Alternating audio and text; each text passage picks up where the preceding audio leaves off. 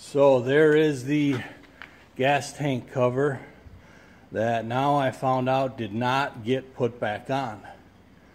The dealer told me that it was rusted, and he told me they went to a scrap yard and got a piece of metal and fabricated the piece so they could put this back on. And then all of a sudden now I crawl under there. I'm like, hey, this looks like the actual cover, not just an extra piece.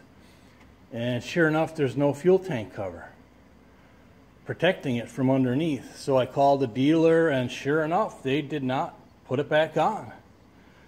And I said, didn't you say you went and fabricated a piece and made a special trip, and this is part of the labor that you charged me to put this back on? And he said, yeah, that's what we were gonna do. He said, but I maybe forgot to tell you that, you know, when I said the stuff was in the back of your truck. And I said, I thought you meant just the scrap pieces, what are left were in the back.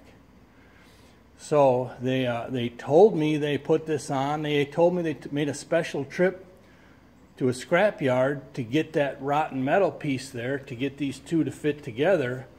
And this was one of the reasons the labor was so high, because they have so much time invested in this job.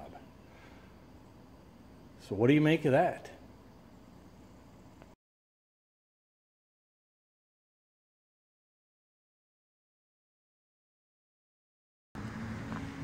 I see here they had to fabricate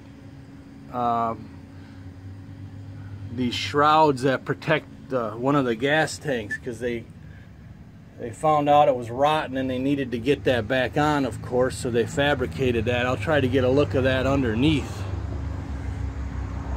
Alright, so this is my fault too, that they didn't put the cover on. There's a few people out there that comment that say this is all my fault. This whole thing is all Kapper's fault. So it's my fault that I paid a dealer and he told me that he was going to do something. As a matter of fact, he gave me specific detail on how he was going to do it. I paid him to do it, and I come home and it wasn't done. So that is somehow my fault.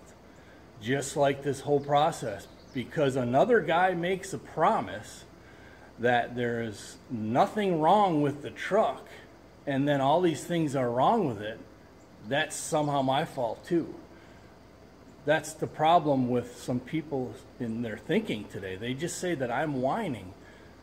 The problem is that people don't know how to keep their word anymore. That's the problem.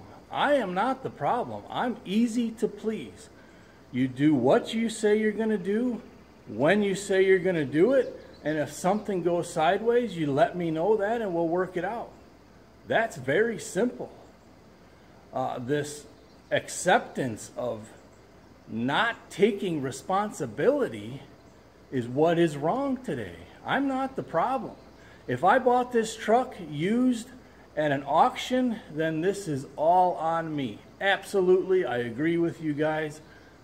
But to say this kind of stuff is my fault, yeah, no.